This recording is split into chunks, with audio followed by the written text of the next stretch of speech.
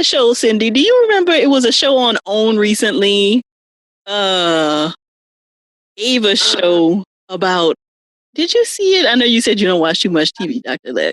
Well, no, I got hating kids, so I only get to watch TV when they go to bed.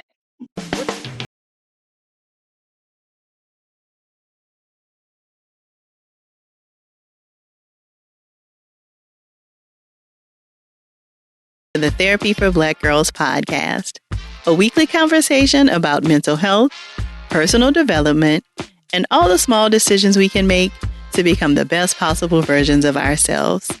I'm your host, Dr. Joy Harden Bradford, a licensed psychologist in Atlanta, Georgia. For more information or to find a therapist in your area, visit our website at therapyforblackgirls.com. While I hope you love listening to and learning from the podcast, it is not meant to be a substitute for a relationship with a licensed mental health professional.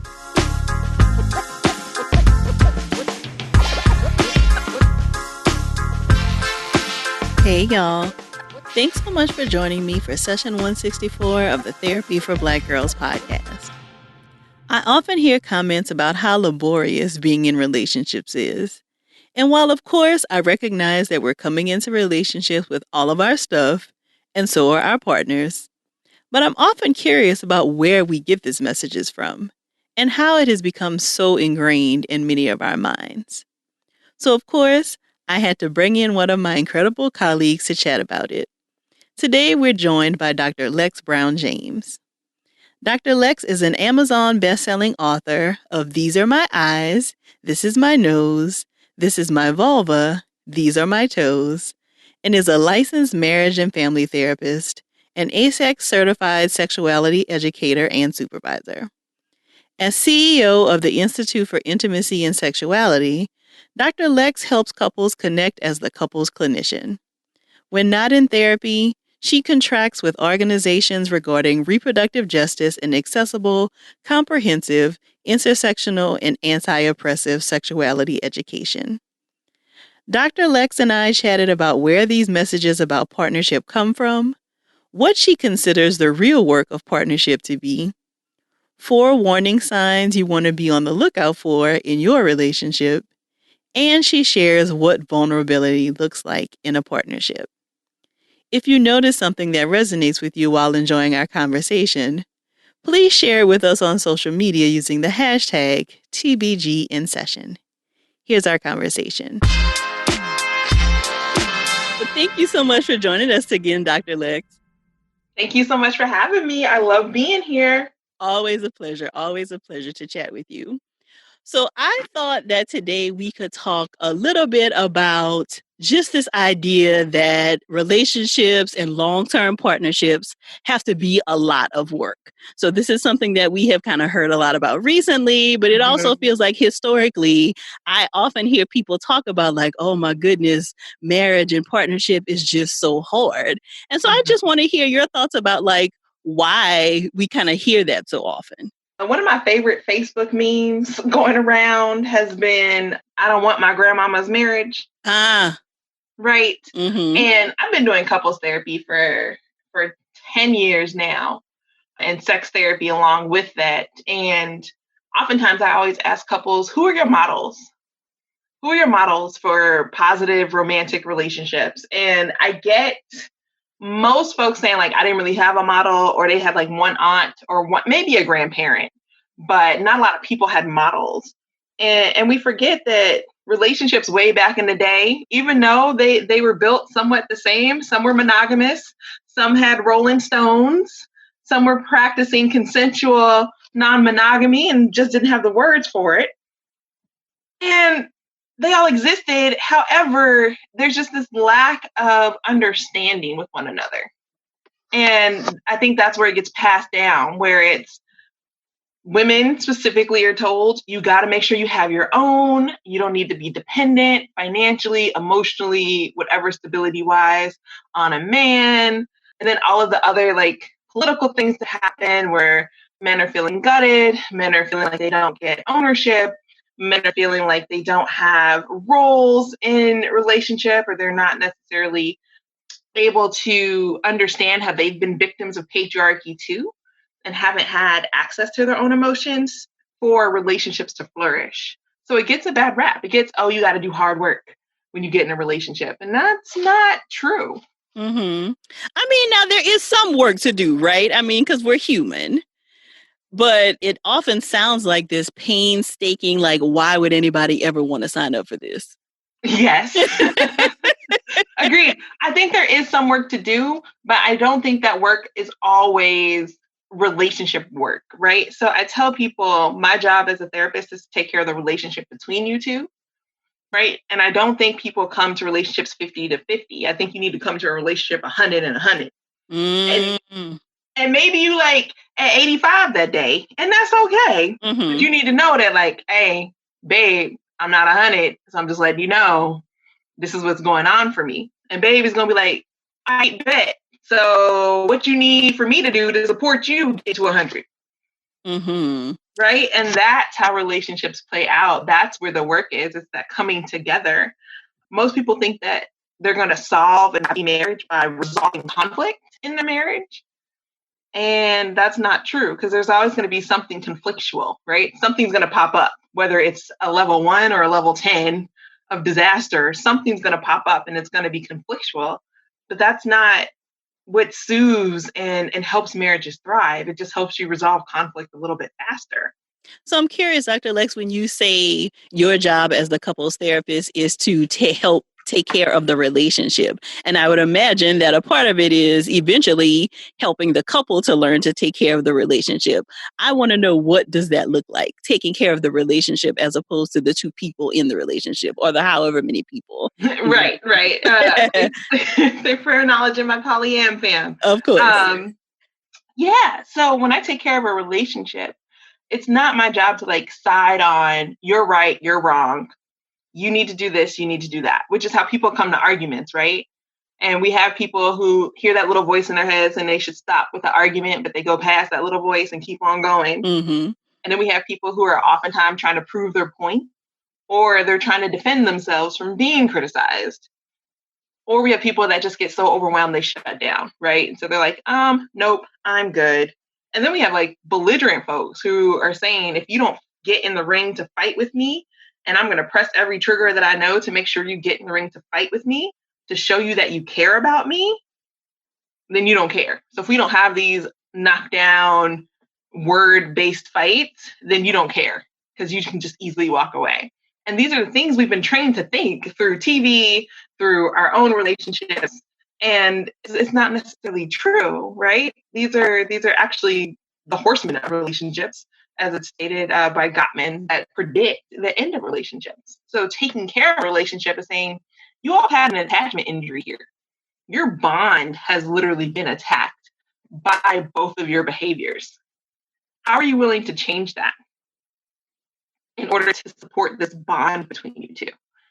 Are we going to be able to put your pride aside? Right? Because do you want to be right, or do you want to be in a relationship? Mm-hmm. Yeah, that question comes up often. Right? Yeah. And then it's also, well, are you going to self-sacrifice for goodness?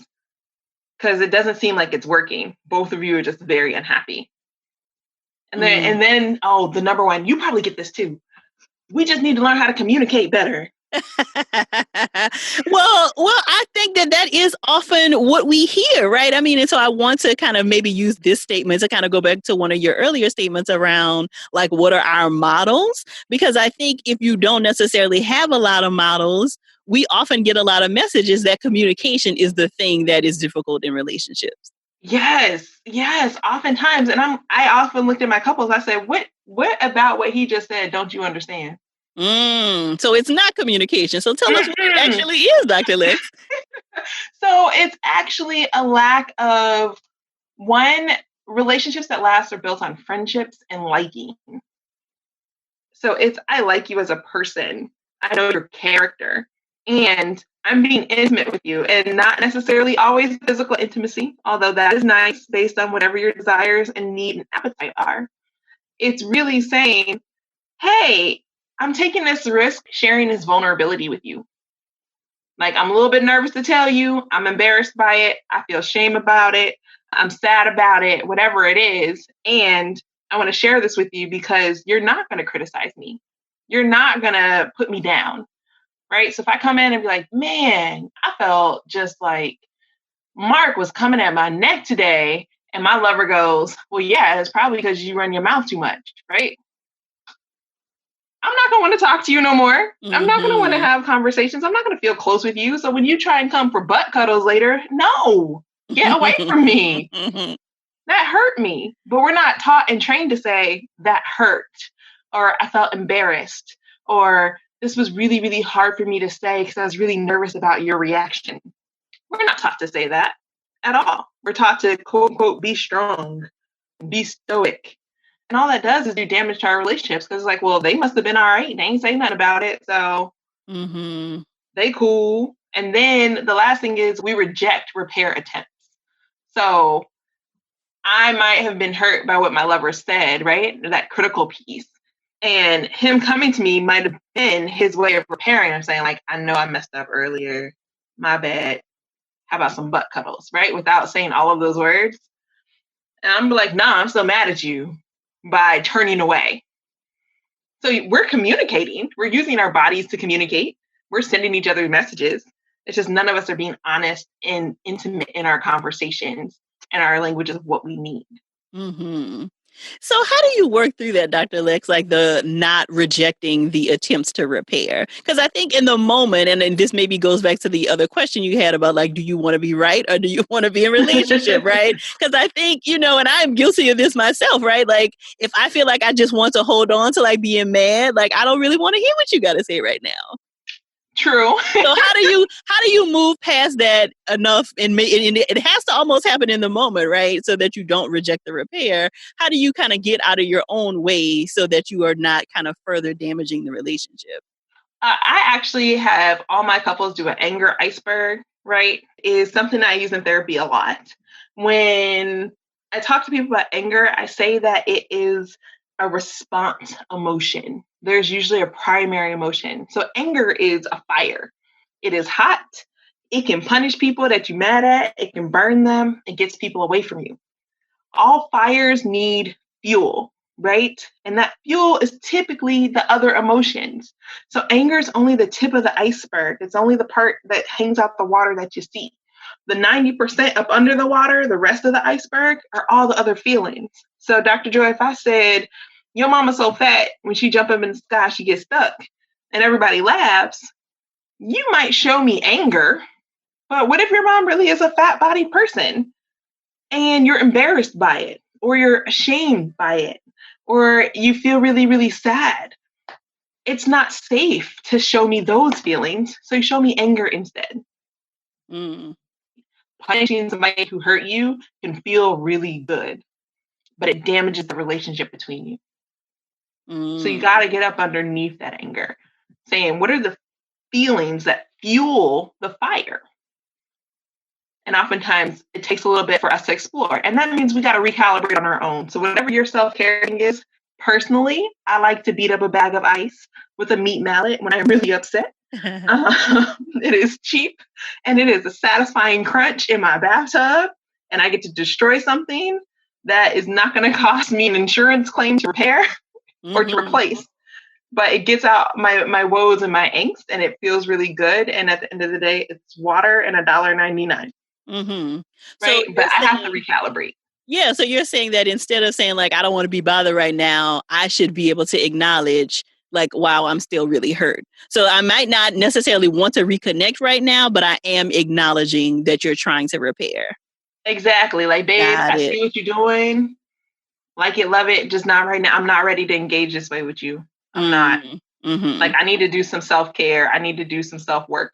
And it takes at least half an hour. People be like, I'm going to take 10 minutes. I'm going to go breathe. Like, no. Go ahead, extend that on out. Go ahead, watch a Netflix show. Take a really long shower. Wash your hair.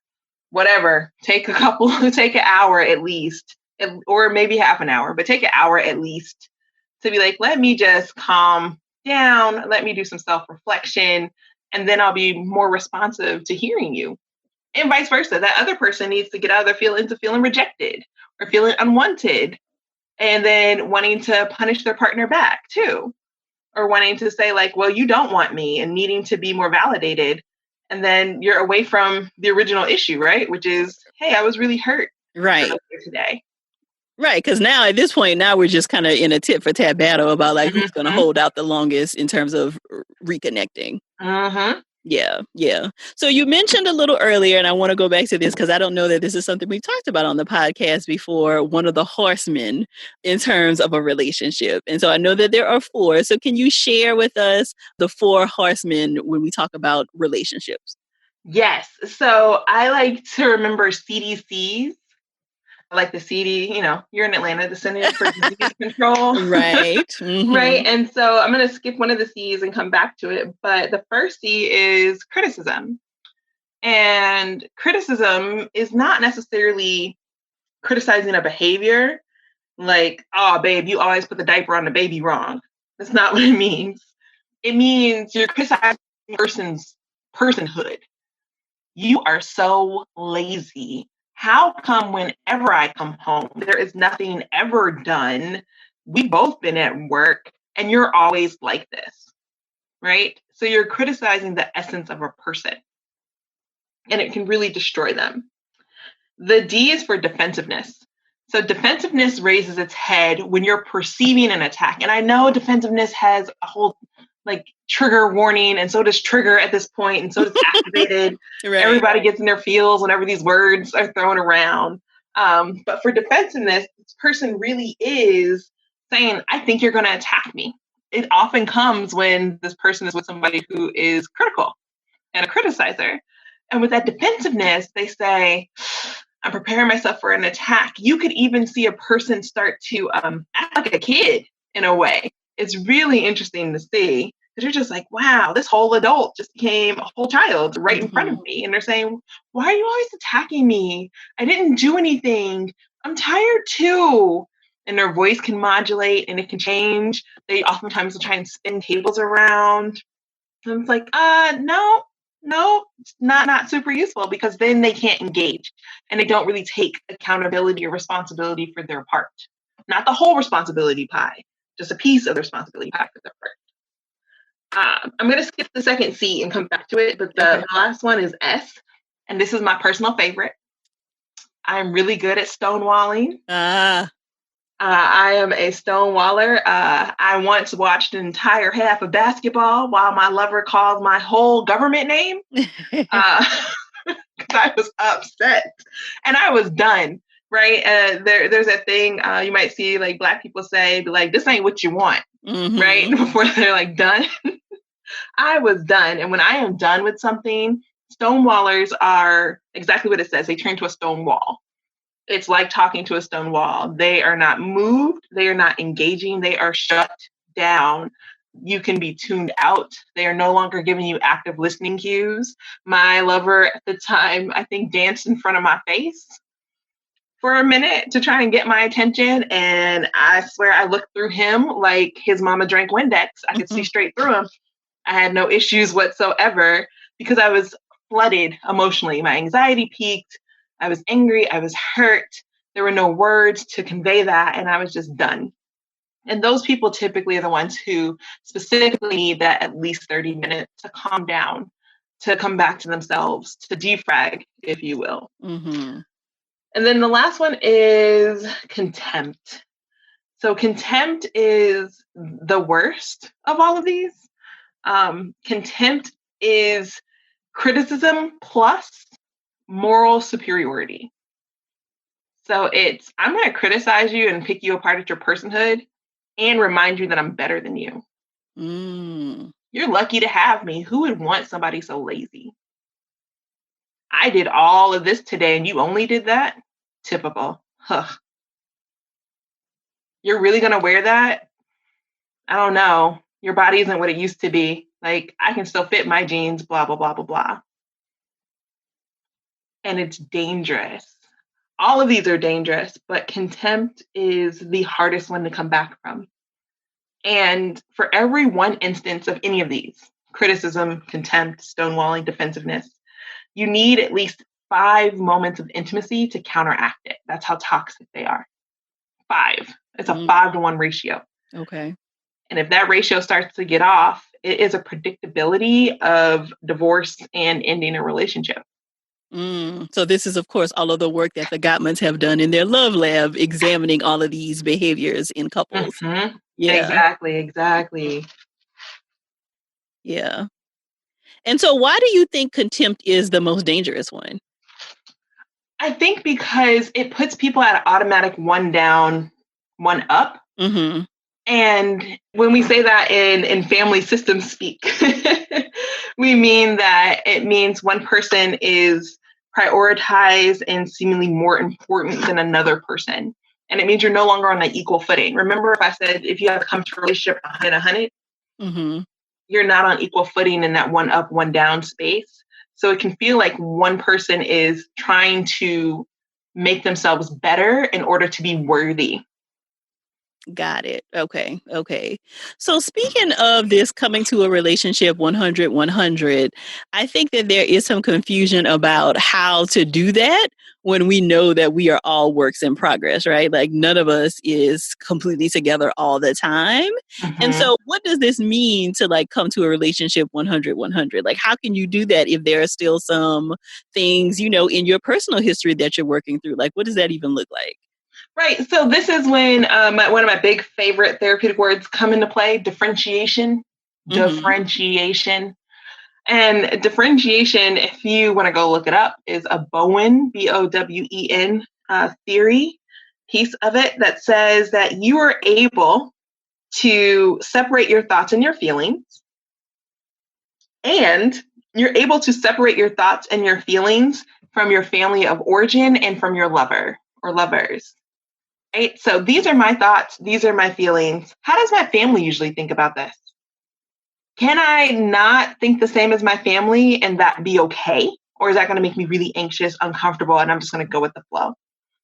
Same with my lover. Can we have different thoughts or different views and that be okay?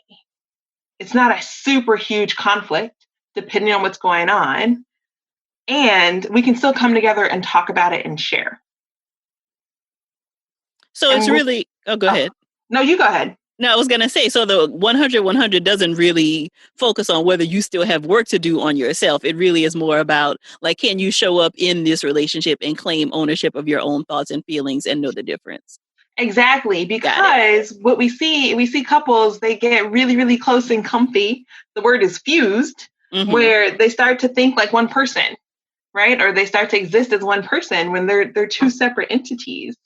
So if Dr. Joy, if your lover was really, really mad at, I don't know, a coworker, it is not your job to call that coworker and be like, oh, I heard you had did this to my lover and me and you got beef now. Like that's not your position. It's not your role, right? You trust your lover to handle his disputes and how they're comfortable or uncomfortable. But you say, hey, babe, I can support you. I can be an ear to listen. I can help you problem solve if you like. And you might be upset that they're upset, but you're not going to step outside of that to go take care of the issue for them because those aren't your feelings. Those are your lover's feelings. And we don't have enough of that. So what kind of like complications might we cause in our relationship if we're not differentiated enough? So when you're not differentiated, sometimes it can look like you can isolate from others, one, which is ostracizing. You still need your own independent likes, hobbies, time to yourself. And then two, when there are those things that you don't agree on, it can start to feel intimidating and threatening to the actual bond that you have.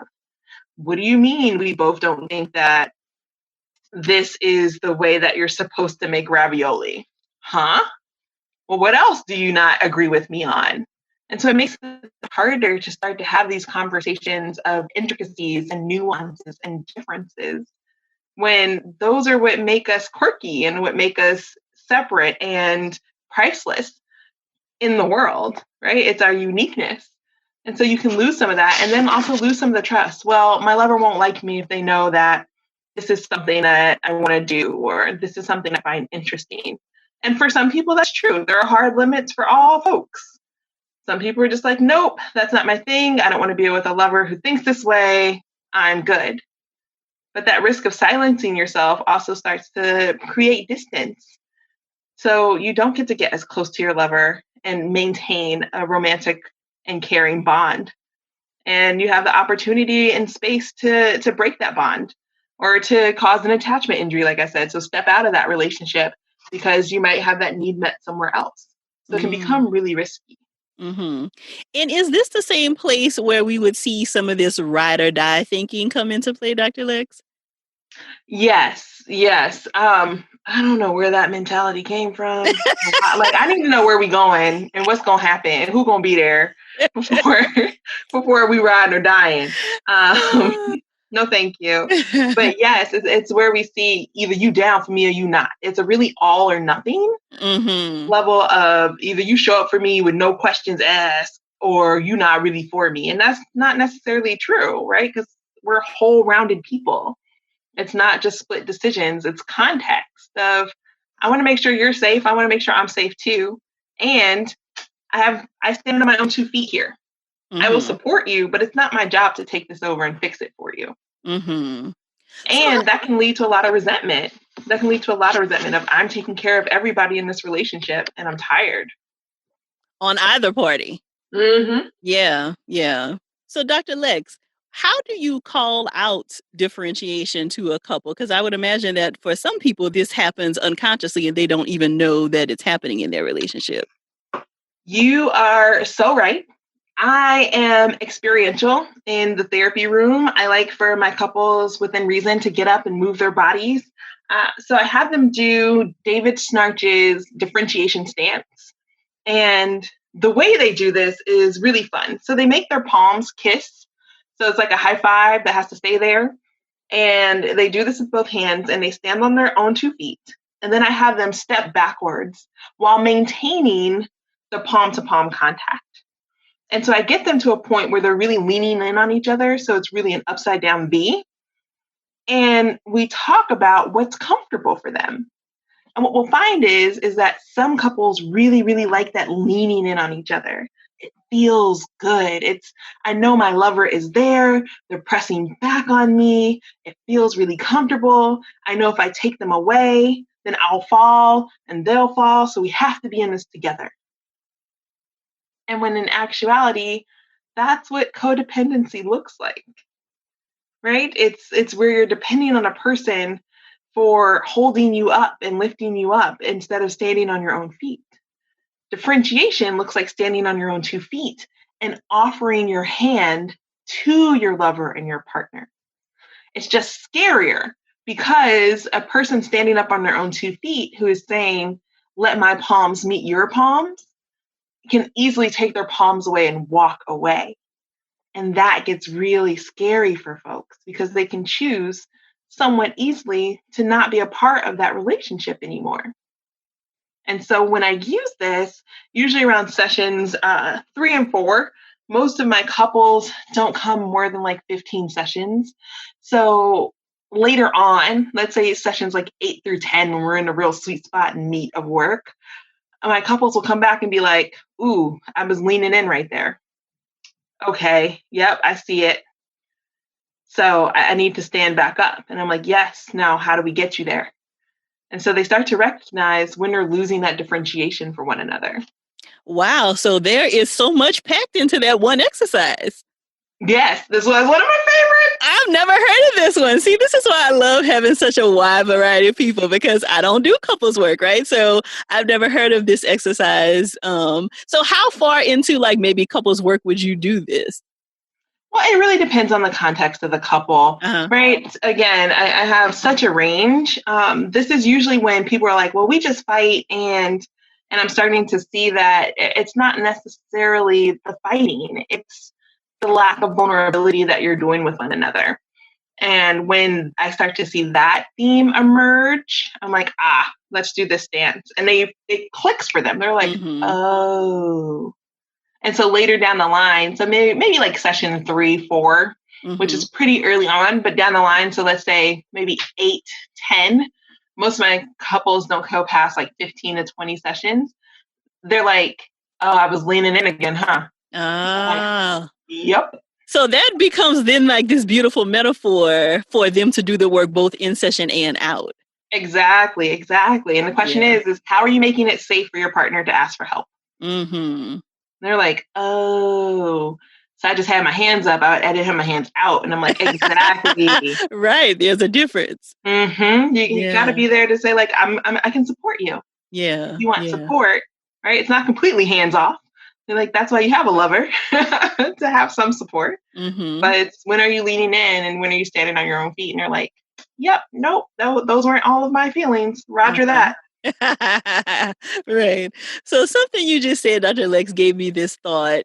And I want to talk more about like what vulnerability actually looks like in partnership, because I think that there is a way where you can, and maybe it's some of this differentiation stuff or something else, where you can like be having like what seems like deep conversations with your partner, but you're not actually being vulnerable. Mm-hmm. Mm-hmm. Do you know what I'm talking about? So I want to know, like, what does vulnerability look like as opposed to like us just having maybe fake deep conversations? Ooh, them fake deep conversations. Hey, child. They give me a headache. Although you'd be surprised how many couples I get who don't even start off on the fake deep conversations. And in my sexuality work, I get couples who never talk about their sexual fantasies with one another. And I'm like, that's interesting. What's in the way? Because they don't feel safe. They don't feel good enough. They don't feel validated by their partners, right? So true vulnerability means I'm going to take a risk and trust you with something. And I trust that you're going to accept me, right? You're not going to put me down. You're not going to judge. You're not going to try and fix it. You're just going to accept it. And then you share. Now, I don't mean that on your first date that you're trying to test your intimacy by like giving your deepest, darkest things that you've never told anybody before. That's not what this looks like. This looks like over time, you're building trust. Mm-hmm. Over time, you're feeling supported. Over time, you're feeling connected and seen and heard, right? And then you say, I just shared something really, really intimate with you, and that felt really good. Thanks for hearing me out. And it's reciprocal, right? It's not just one-sided. It's saying, like, I know you have stuff like that too. What is it? Or I had this fleeting thought today. And I'll give you an example. My husband, I never call him that, my lover, I knew he really, really cared for me because one day he called me during work hours, which was rare. And he started venting about his day. And I was like, I ain't never heard this from you before, homie. What is going on? Oh, you feeling some stuff today. Let me listen, right? And he just started like laying out his level of frustration. And I was just there. And I'm like, I'm sorry, that's really hard. Is there anything I can do for you? And he was like, nah, I ate that chicken you made. So that made me feel better. I was like, cool. I'm glad you had that. And we were able to move forward. But I knew that was him sharing with me something that he doesn't do with every single other person, right? And so it's that specialized, I'm here for you. And it always doesn't have to be deep. It doesn't have to be like, this was my childhood and this was hard. It can be like, you know what? I have some future goals and I don't feel like I can achieve them, babe. And that really sucks today. Or I feel like I have some future goals and I want to achieve them. And I think you could help me. Will you listen to them? Right? So it doesn't have to be something downtrodden and traumatic, but it's something that's close to your heart, is in your spirit. And you're sharing that with them and you're trusting them with it. And they're not going to weaponize it against you or put you down for it or criticize you for it. And I'm wondering, Dr. Lexx, how can you tell? So I guess this is the part where you're talking about like you're kind of gradually building this. So you start by sharing something pretty small and then kind of gradually increase with what you're sharing. Right. It is gradual because like I said, relationships that thrive are built on friendship. Right? Saying like this, I mean, you don't have to be your best friend. I have an ultimate homie who is not my lover, and that is my ultimate homie. Right? And I can exist differently with both of those folks, and it doesn't make anything any more or less intimate. But you can tell by how they show up, right? So if you're feeling like your relationship is really one-sided, where you're the respite for all of the stuff all of the time, and you can never share your stuff, that's an indicator that true intimacy isn't there. If you're scared to share these things because you're afraid of being judged or put down, that true intimacy isn't there. Right? If you're not feeling like this person is a friend and you have to side-eye your lover, there's a question about intimacy there. So you can tell by you trust your gut here. You're like, you know what? This feels good. I see this person showing up, and I also see this person willing to engage with me. And then as you talk, Dr. Lexx, I'm wondering if the ways in which we kind of talk about dating are not completely off base. What do you mean?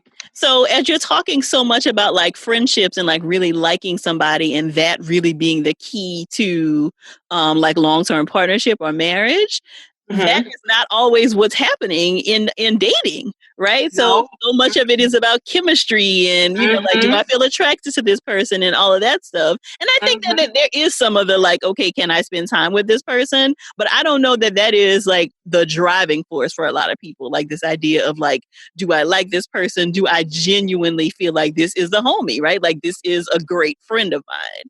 Yeah, no, because people are led by their loins. And you know what? I enjoy a good, loin lead session every now and again. However, that doesn't mean that that's the person you're supposed to be with for the rest of your life. Or they're led by just commitment, right? So maybe they don't have that friendship. Maybe they're like, I have passion and I have commitment, and that's good enough for me. And is that good enough for you? Like, do you really know this person? There are situations we know that people are set up for relationships. People have faith-based, and that's how they figure out their relationships. And maybe they haven't gotten to know a person thoroughly. People sometimes feel like clocks are ticking, or they're like, it's later in life, and I really just want to bond with somebody, and this person looks good and it's healthy, so let's do it. So all of those things, yeah, dating, sometimes we don't. Well, sometimes we feel like the time is running out.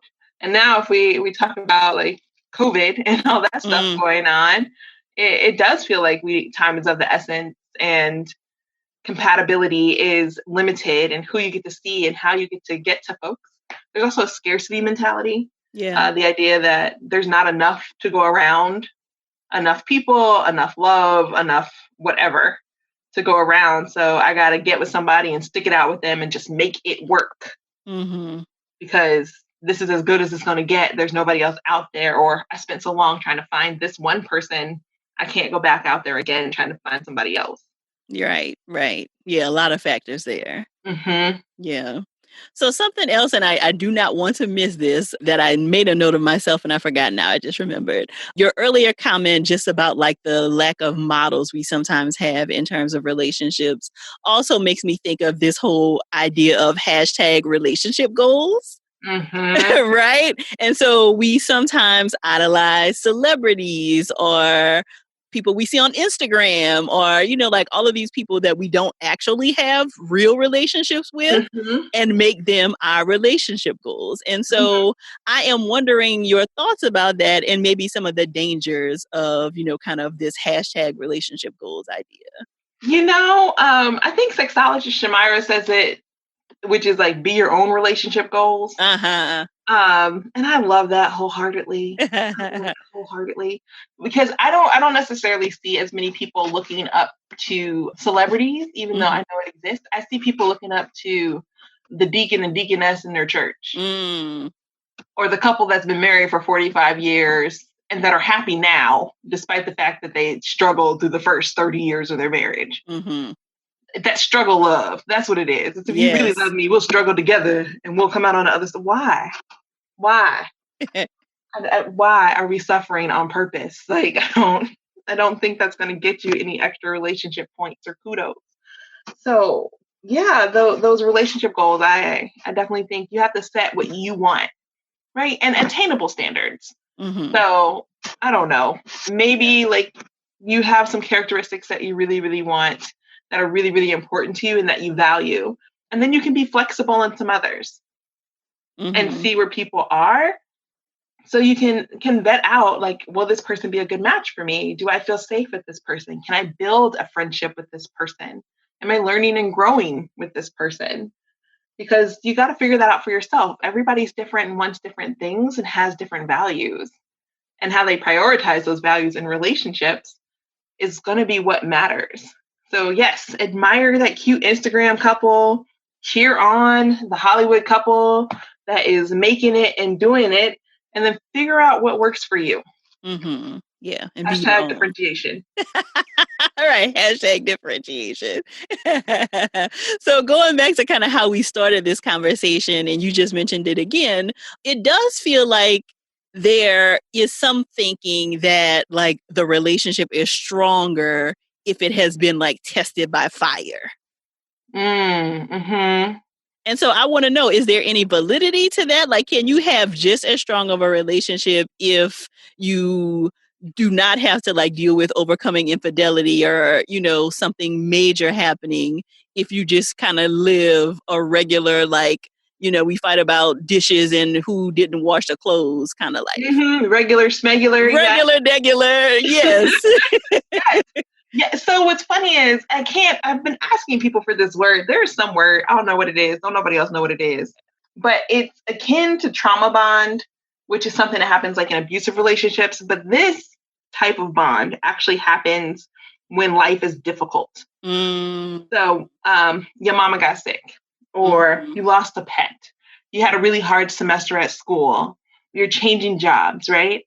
And life is hard. And that romantic interest, maybe that loin lusty lover, whoever it was, showed up for you in ways that you needed that helped take care of you during that really, really hard time. So we all know that the brain has oxytocin, right? The happiness hormone and things that you get after sex and orgasm. You get the same feeling. It's the same hormone that's released when you look at a newborn baby after birth. It's a feel-good hormone, right? Right. People don't know about vasopressin. And so vasopressin is a hormone that tells you to be in relationship with somebody. It says, hey, you should boo up with them. And don't they make you happy? Right, oxytocin? Because it gets coupled together. And it's excreted during times when things are really, really hard. So it can last anywhere up to like 2 years.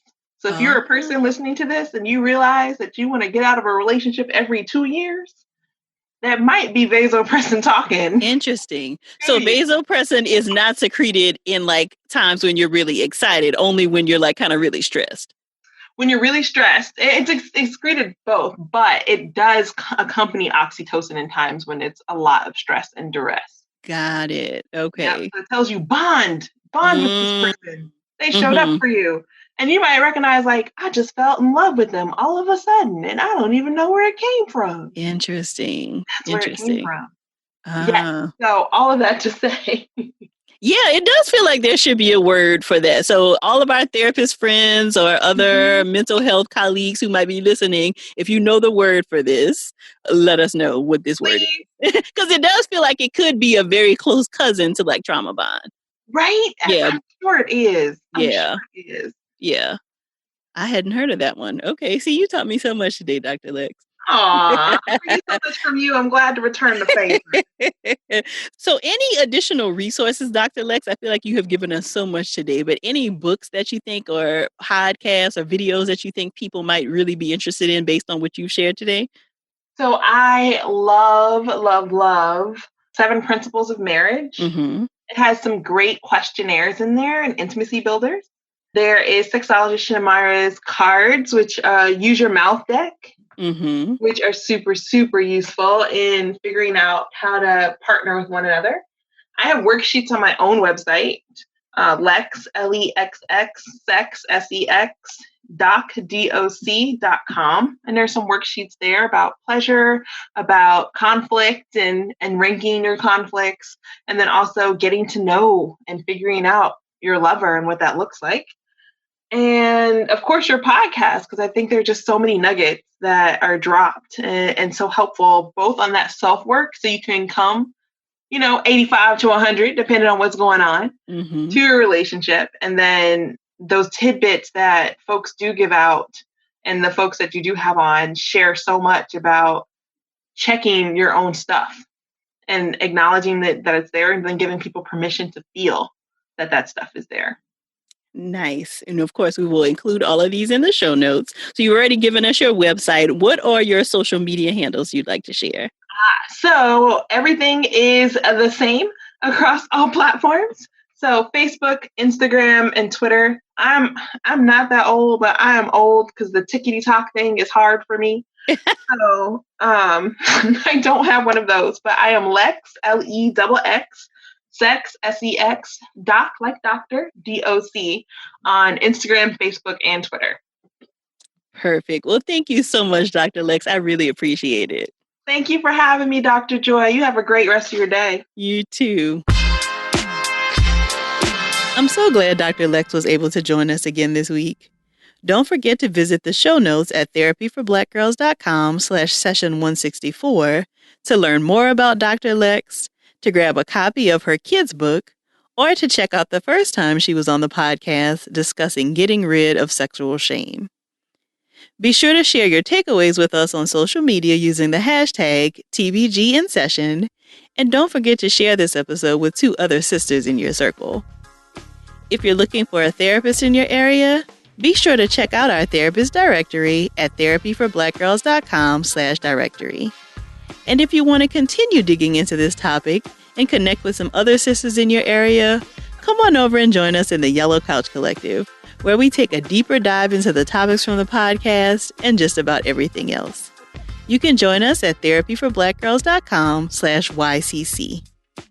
Thank y'all so much for joining me again this week. I look forward to continuing this conversation with you all real soon. Take good care.